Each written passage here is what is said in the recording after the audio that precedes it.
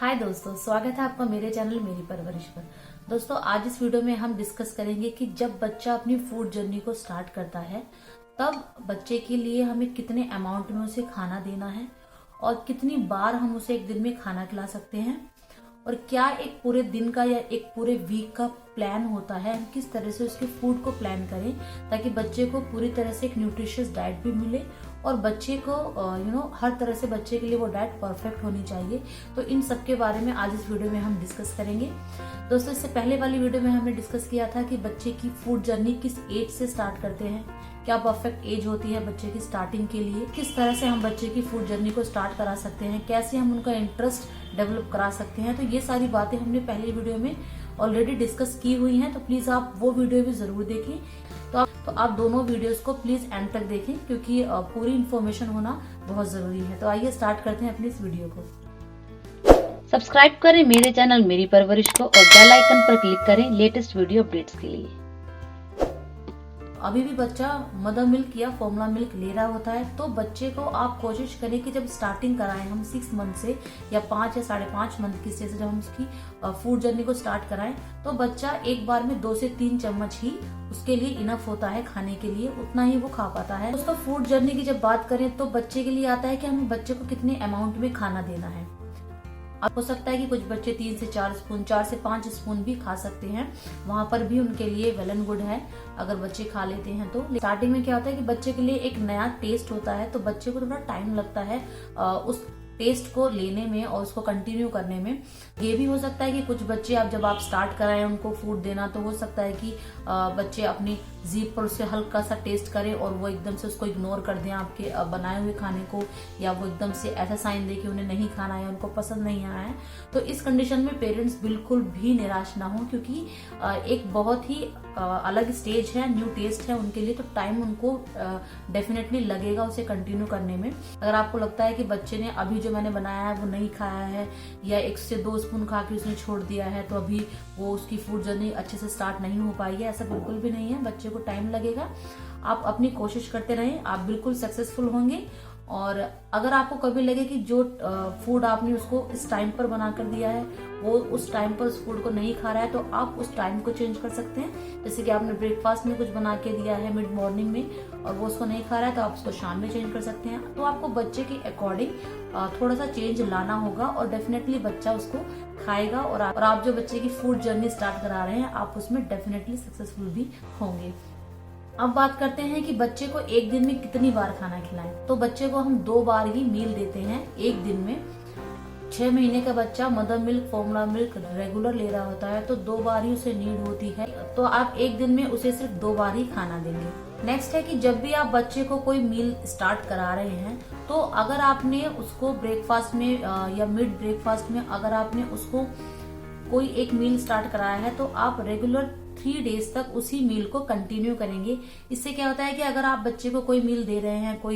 आपने कोई उसको एप्पल प्यूरी दी है या कोई बनाना उसको शेक करके दिया है या बनाना को पूरी तरह से मैश करके दिया है तो आपको वही चीज 3 दिन तक बच्चे को लगातार देनी है ताकि आपको पता लग पाए कि बच्चे को उस फूड से या उस खाने से कोई एलर्जी तो नहीं हो रही है या बच्चे को कोई भी स्टमक पेन तो नहीं है या कोई भी बच्चे को किसी तरह से कोई दिक्कत तो नहीं हो रही है। तो अगर आप लगातार 2 या 3 दिन तक उसी खाने को कंटिन्यू करेंगे तो आपको इस बारे में पता लग पाएगा। डॉक्टर्स भी यही सजेस्ट करते हैं कि जब भी आप मील स्टार्ट कर रहे हैं बच्चे की तो जब आप एक मील दे रहे हैं तो आप उसे 3 दिन तक या 2 दिन तक पूरी वही कंटिन्यू करें। अब हम बात करते हैं कि एक प्रॉपर चार्ट क्या होना चाहिए, हम बच्चे को किस टाइम पर क्या दें, किस तरह से हम बच्चे का एक पूरे वीक का उसका एक फूड को प्लान करें। अब अगर आप मंडे से स्टार्ट कर रहे हैं उसके फूड जर्नी को तो जो 6 महीने का बच्चा होता है जब वो सोता है रात में तो अर्ली मॉर्निंग उसको एक दूध की नीड होती है। वो जितना भी बॉटल में दूध पीता है आप उसको 4 या 5 बजे आप उसको दूध पिलाएंगे। उसके बाद जब बच्चा उठेगा 7 बजे उठे या 7:30 बजे जब भी आपका बच्चा उठ रहा है तब आप बच्चे को दोबारा से उसकी एक दूध की बोतल देंगे। उसके बाद हम हर 1.5 से 2 घंटे के बाद बच्चे को खाना खिलाते हैं या उसका मिल्क देते हैं, मतलब जब बच्चा एक बार का मील लेगा तब हम उसे 2 घंटे का वेट करते हैं। 2 घंटे के बाद हम उसे दोबारा से कुछ खाने के लिए देते हैं। तो जैसे कि आपने अगर 7:30 बजे बच्चे को दूध दिया है सुबह उठकर, तो आप लगाइए कि 8:30 और 9:30, तो 9:30 बजे आप उसे कुछ भी खाना देंगे। जैसे कि स्टार्टिंग आपको करनी है फर्स्ट वीक से, तो मैंने आपको पहले वीडियो में भी बताया था कि एप्पल प्यूरी एक बहुत ही परफेक्ट फूड है बेबी के लिए। बहुत इजीली डाइजेस्टेबल है और एक खुद का टेस्ट कंटेन करता है एप्पल, तो हमें अलग से शुगर या अलग से साल्ट उसके अंदर ऐड करने की नीड नहीं होती है। और क्योंकि हम 1 साल से पहले बच्चे को कोई साल्ट या कोई शुगर ऐड नहीं करते हैं, तो इसलिए हम कोशिश करते हैं कि वो फूड या वो फ्रूट हम प्रेफर करें जिनके अंदर अपना खुद का एक टेस्ट होता है, ताकि बच्चे को वो खाने में भी टेस्टी लगे। कई कंडीशन में हमने बात की थी कि कई कंडीशन में होता है कि बच्चे बिल्कुल भी नहीं खाते हैं, तो ऐसी कंडीशन में हम हल्का सा साल्ट या हल्की सी शुगर बच्चे के लिए ऐड कर सकते हैं, ताकि एटलीस्ट बच्चा खाना तो सीखे। तो बहुत कम मात्रा में आप साल्ट और शुगर ऐड कर सकते हैं। अगर आपको लगे कि बच्चा बिल्कुल ही इग्नोर कर रहा है खाने को, बिल्कुल भी नहीं खा रहा है, तब आप थोड़ा सा साल्ट या शुगर ऐड कर सकते हैं।